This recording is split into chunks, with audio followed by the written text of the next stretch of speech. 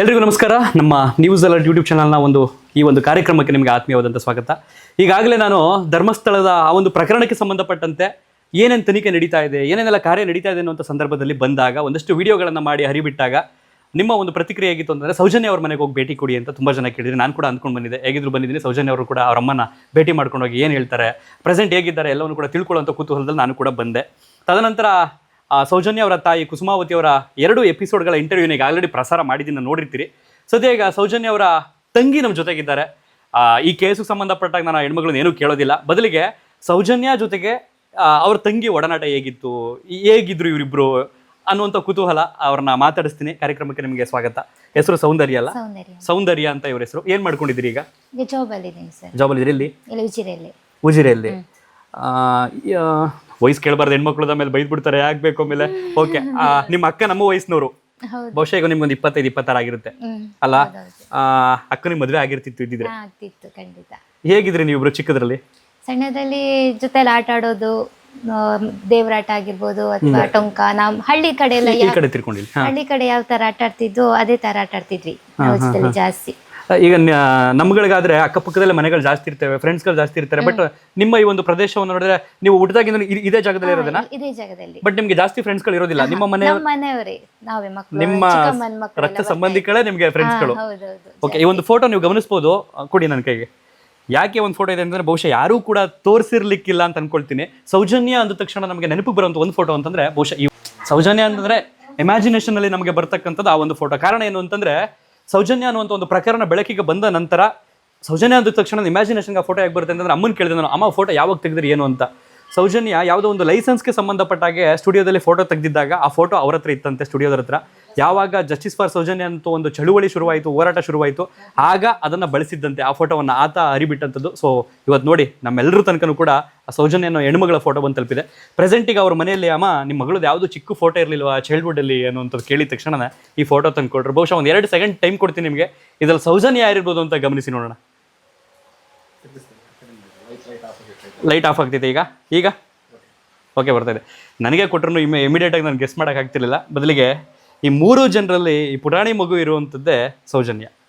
ಅಮ್ಮ ಹೇಳಿದ್ರು ಆಗಲೇ ಹಿಂದಿನ ಎಪಿಸೋಡ್ನಲ್ಲಿ, ನನ್ನ ಮಗಳು ತಲೆಗೆ ಹೂವು ಮಾಡ್ಕೊಂಡು ಬಳೆ ಹಾಕ್ಕೊಂಡು ಸಾಂಪ್ರದಾಯಿಕವಾಗಿ ಇದ್ದಂಥವಳು ನನ್ನ ಮಗಳು ಅಂತ ಹೇಳಿದ್ರು. ಸೊ ಇದರಲ್ಲೇ ಗಮನಿಸ್ಬೋದು ನಾವು, ಈ ಒಂದು ಚಿಕ್ಕ ಫೋಟೋದಲ್ಲೇ ಆ ತಲೆಗೆ ಮಲ್ಲಿಗೆ ಹೂವು ನಮ್ಮ ಮಡಿಸಿರೋದು. ಇಷ್ಟು ಮಡಿಸಿ ಸ್ಟುಡಿಯೋದಲ್ಲಿ ತೆಗೆಸಿರೋದು. ಇವರು ಬಂದು ನಿಮ್ಮ ದೊಡ್ಡ ಮಗಳ, ಇವರು ಬಂದು ನೀವು. ಇವರು ಈ ಫೋಟೋದಲ್ಲಿರೋರು ಬಂದು ಇವರು. ಇದು ಬಂದು ದಿವಂಗತ ಕುಮಾರಿ ಸೌಜನ್ಯ ಅವ್ರ ಫೋಟೋ. ಇದು ಉದ್ದೇಶ ಇಷ್ಟೇ, ನ್ಯಾಯ ಸಿಗಲಿ, ಸತ್ಯಕ್ಕೆ ಗೆಲುವಾಗಲಿ ಅನ್ನೋ ಒಂದು ನಿಲುವು ನಮ್ಮದು. ಕೆಲವ್ರು ಏನು ಬೇಕಾದರೂ ಮಾತಾಡ್ಕೋಬೋದು, ಅದು ಆಗೋಗಿದೆ ಈಗಾಗೋಗಿದೆ ಕೇಸು ಅನ್ನೋಂಥದ್ದನ್ನು.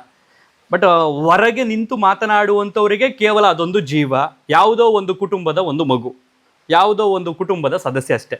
ಆದರೆ ಆ ಕುಟುಂಬದವರಿಗೆ ಆ ಜೀವ, ಆ ಸದಸ್ಯ ತುಂಬ ಇಂಪಾರ್ಟೆಂಟ್ ಅಲ್ವಾ? ಈಗ ನಮ್ಮ ಮನೇಲಿ ನಮ್ಮ ಸದಸ್ಯರು ಇಂಪಾರ್ಟೆಂಟ್ ಅಲ್ವಾ? ಅದೇ ರೀತಿ ಅವ್ರ ಫ್ಯಾಮಿಲಿಯವರಿಗೆ ಪ್ರತಿದಿನವೂ ನೋವಿರುತ್ತೆ. ಇವತ್ತು ನಮ್ಮ ಅಕ್ಕ ಇದ್ದಿದ್ರೆ ಹಾಗಿರ್ತಿದ್ದು, ನಾವು ಹೀಗಿರ್ತಿದ್ದೋ ಅನ್ನುವಂಥ ಖುಷಿ ಇರುತ್ತೆ. But miss ಮಾಡ್ಕೊಳ್ತೀರಾ?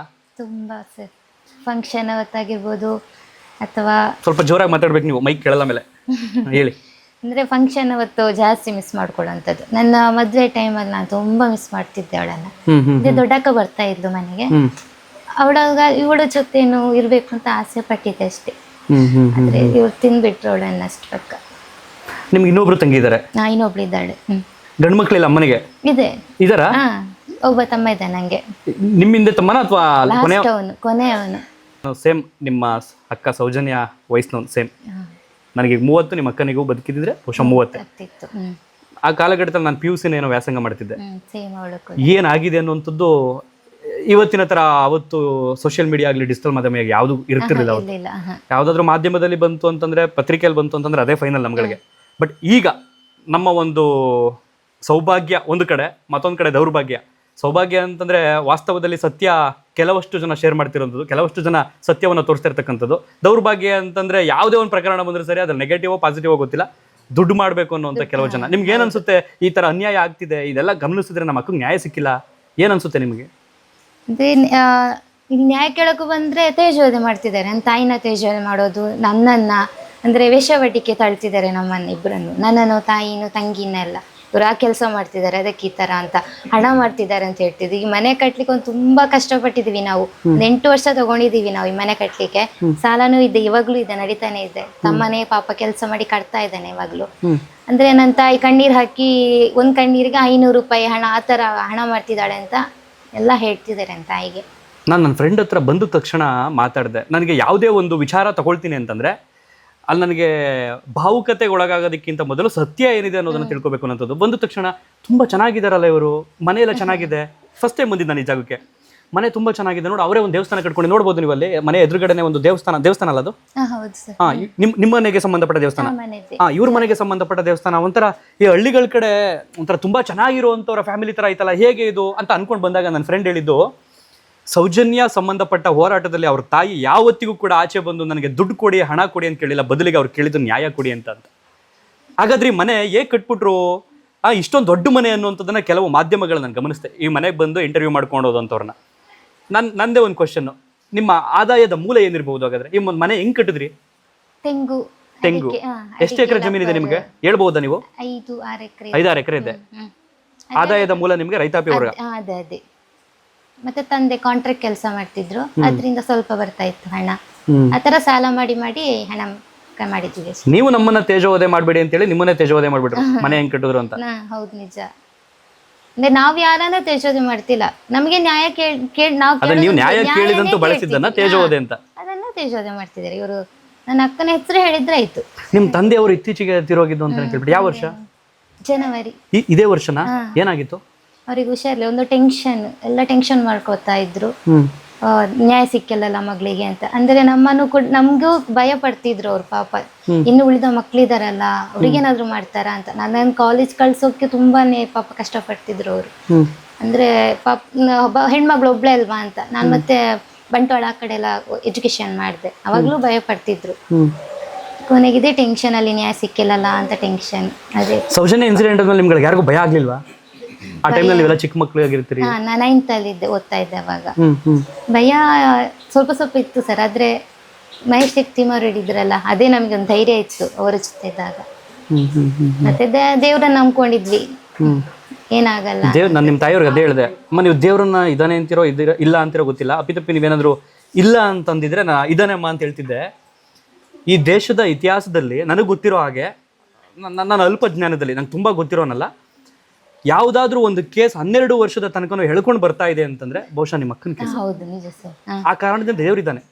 ನಿಜ, ಹೌದು. ಆದ್ರೆ ಭಗವಂತ ಯಾವಾಗ ನ್ಯಾಯವನ್ನ ಅಂತಿಮವಾಗಿ ಕೊಡಿಸ್ತಾನೆ ಅನ್ನೋದು ಗೊತ್ತಿಲ್ಲ. ಇವರು ಬಂದು ಅಣ್ಣನ ತಂಗಿ ಸೌಹಾರ್ದ. ಓಕೆ ನೋಡಿ, ಅವರ ಆಗಮನ ನಾನು ಎಕ್ಸ್ಪೆಕ್ಟ್ ಮಾಡಿರಲಿಲ್ಲ. ಪಾಪು ಯಾರ್ದದು? ನಂದು.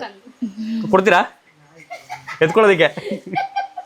ವಿಡಿಯೋಗೆ ಬೇಡ, ದೃಷ್ಟಿ ಆಗುತ್ತೆ. ಓಕೆ, ನಿಮ್ಮ ಅಕ್ಕನದು ಅಂದ್ರೆ ಇವರದ? ನಂದೇ. ನಿಮ್ದೇನ ಪಾಪದು? ಸಾರಿ, ಅಕ್ಕನದು ಅಂತಂದ್ರೆ. ಈಗ ಇವ್ರನ್ನ ಪ್ರಶ್ನೆ ಕೇಳಿದೆ, ನನ್ನ ಮನಸ್ಸಲ್ಲಿ ಇದ್ದದ್ದೆಲ್ಲ ಕೇಳ್ಬಿಟ್ಟೆ. ಈಗ ನಿಮ್ಮನ್ನ ಏನು ಕೇಳ್ಬೇಕು ಗೊತ್ತಾಗ್ತಿಲ್ಲ. ಅಕ್ಕನ ಜೊತೆ ಹೇಗಿದ್ರಿ? ತುಂಬಾ ಚಿಕ್ಕವಳನ ಇವಾಗ? ಅಕ್ಕ PUC ಓದ್ತಿಲ್ಲ ಅಂತಾರೆ, ನೀವು ಒಂದು 7ನೇ ಕ್ಲಾಸ್ 6ನೇ ಕ್ಲಾಸ್ ಇರ್ತೀರಿ ಅನ್ಸುತ್ತೆ. 8th standard. ಈಗ ಎಲ್ಲಿ ಓದ್ತಿರೋದು? ಓದಿ ಮುಗೀತು. ಒಂದು ಉದ್ದೇಶ ಇಟ್ಕೊಂಡು ಬಂದಿದ್ದು ಜಾಗಕ್ಕೆ ಏನು ಅಂತಂದ್ರೆ, ನನಗೆ ಗೊತ್ತಿರಲಿಲ್ಲ. ಅಂಡ್ ಫಸ್ಟ್ ಟೈಮ್ ಬಂದಿದ್ದು ನಾನು ಈ ಒಂದು ಜಾಗಕ್ಕೆ. ಇಡೀ ಸಮಾಜವೇ ಈ ಒಂದು ಜಾಗದ ಮೇಲೆ ಕಂಡಿಟ್ಟು ಅಲ್ಲಿಗೆ ನ್ಯಾಯ ಸಿಗಬೇಕು ಅಂತ ಬಯಸ್ತಾ ಇದೆ ಅಂತಂದಾಗ, ಆ ಒಂದು ಜಾಗಕ್ಕೆ ಹೋಗಿ ನ್ಯಾಯವನ್ನು ಬಯಸಬೇಕು, ನ್ಯಾಯವನ್ನು ಕೇಳಬೇಕು ಅನ್ನೋ ಉದ್ದೇಶದಿಂದ ನಿಮ್ಮ ಮನೆಗೆ ಬಂದು ನಿಮ್ಮ ತಾಯಿಯವರಿಗೆ ಒಂದು ವಿಚಾರಕ್ಕೆ ಸಂಬಂಧಪಟ್ಟ ಹಾಗೆ ಅವರ ಮುನ್ನೆಲೆಯಿಂದ, ಅಂದರೆ ಎಲ್ಲರಿಗೂ ಗೊತ್ತಿದ್ದರಿಂದ ಅವರನ್ನು ಸಂದರ್ಶನ ಮಾಡಿ ಒಂದಷ್ಟು ವಿಚಾರಗಳನ್ನು ಕೇಳಿ ಜನರ ಮುಂದೆ ಇಟ್ಟಿದ್ದೀನಿ. ನಿಮ್ಮಿಬ್ಬರು ಏನು ಪ್ರಶ್ನೆ ಕೇಳಬೇಕು ಅಂತ ನನಗಿನ್ನು ಅರ್ಥ ಆಗ್ತಿಲ್ಲ. ಸೌಜನ್ಯ ಜೊತೆ ಹೇಗಿದ್ದೀರಿ ಅಂತ ಕೇಳಿದ್ದೀನಿ. ಅದಾದ ನಂತರ ಏನಾದರೂ ಮಾತಾಡುವಂತಿದ್ರೆ ಮಾತಾಡ್ಬೋದು. ನೀವು ಏನಾದ್ರು ಹೇಳೋದಿದ್ರೆ ಅಕ್ಕನ ಬಗ್ಗೆ? ಅಕ್ಕನ ಬಗ್ಗೆ ನ್ಯಾಯ ಕೊಡ್ಬೇಕಷ್ಟೇ. ನ್ಯಾಯ ಕೊಡ್ಬೇಕು, ಬೇಕಾಗಿರೋದು ನಂಗೆ. ಅವಳಿಗೊಂದು ನ್ಯಾಯ ಸಿಗ್ಬೇಕು. ಅಂದ್ರೆ ವ್ಯವಸ್ಥೆಯಲ್ಲಿ ನ್ಯಾಯ ಬಯಸ್ತಾ ಇದ್ದೀರಾ ಅಥವಾ ಭಗವಂತನಲ್ಲಿ ನ್ಯಾಯ ಬಯಸ್ತಾ ಇದ್ದೀರಾ? ಭಗವಂತನಲ್ಲಿ ಕೇಳ್ತಿದೀವಿ ಸರ್ ಲಾಸ್ಟ್ ಕೊನೆಗೆ. ಆಯ್ತು, ಥ್ಯಾಂಕ್ ಯು ಸೋ ಮಚ್.